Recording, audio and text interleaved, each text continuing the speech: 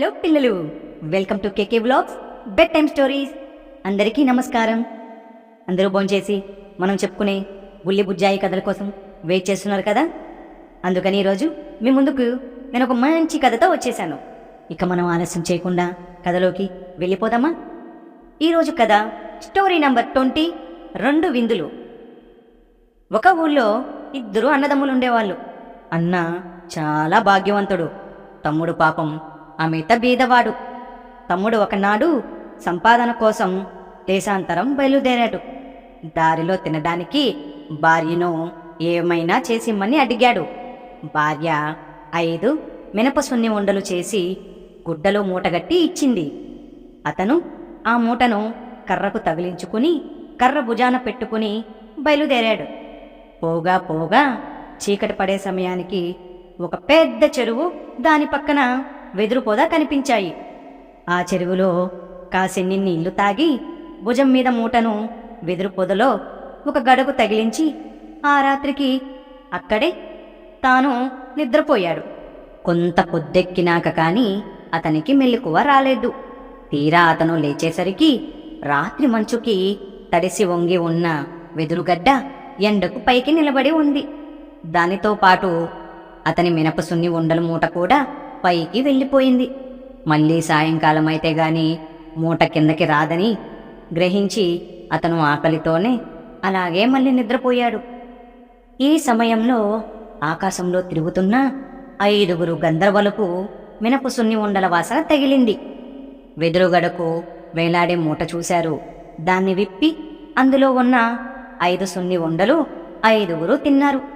చెరువుగట్టన నిద్రపోయే మనిషిని చూసి అతని బీదాస్థితికి జాలిపడి సున్ని ఉండలకు బదులుగా ఒక చిన్న పెట్టెను ఆ మూటలో ఉంచి గంధర్వులు వెళ్ళిపోయారు.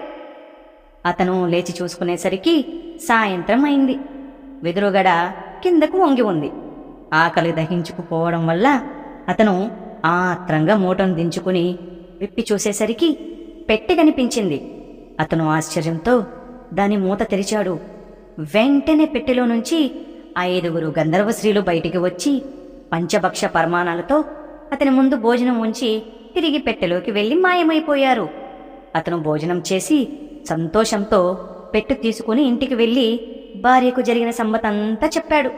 మరునాడతను ఊళ్ళో వాళ్ళందరినీ పిలిచి పెట్టె సహాయంతో వచ్చిన వారందరికీ షడ్రసూపేతంగా పంచభక్ష పరమాణాలతో విందు చేశాడు. వచ్చిన వారంతా పెట్టెను గురించి వింతగా చెప్పుకుంటూ వెళ్ళిపోయారు. తమ్ముడికి కలిగిన ఈ అదృష్టం గురించి భాగ్యవంతుడైన అన్నకు అసూయ కలిగింది. పెట్టె దొరికిన వృత్తాంతమంతా అన్న తమ్ముడి వల్ల తెలుసుకున్నాడు. భార్య ప్రోద్బలంతో అటువంటి పెట్టె తాను కూడా సంపాదించుకు రావాలనుకున్నాడు. భార్య చేత మినపసున్ని ఉండలు చేయించుకొని తాను కూడా తమ్ముడు వెళ్ళిన దారిలోనే బయలుదేరాడు. వెళ్ళి ఇతను కూడా చెరువు దగ్గరికి చేరుకున్నాడు. వెదురు పొదకు మూట తగిలించి పడుకుని నిద్రపోయాడు.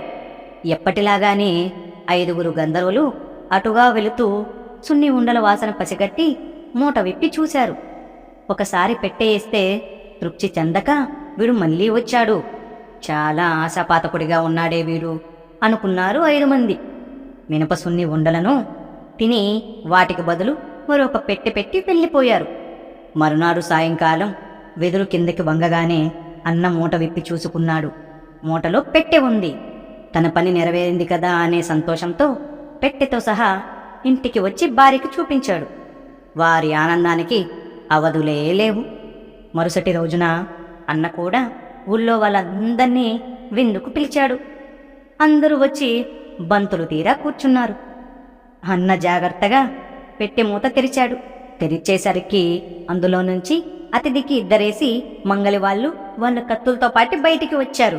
ప్రతి అతిథిని ఒక మంగళతను గట్టిగా పట్టుకుంటే 2వ మంగళతను తల నున్నగా గొరగసాగాడు. కొద్దిసేపట్లోనే అందరికీ తలలు బోడిగుండులయ్యాయి. తరువాత వచ్చిన మంగలి వాళ్ళంతా పెట్టెలోకి వెళ్లి మాయమైపోయారు. ఆ రోజు ఆ ఊళ్ళో అన్నను తిట్టని వాళ్ళే లేరు. అతను ఆలస్యం చెయ్యకుండా తనకు దొరికిన పెట్టెను సముద్రంలో పారేయించారు.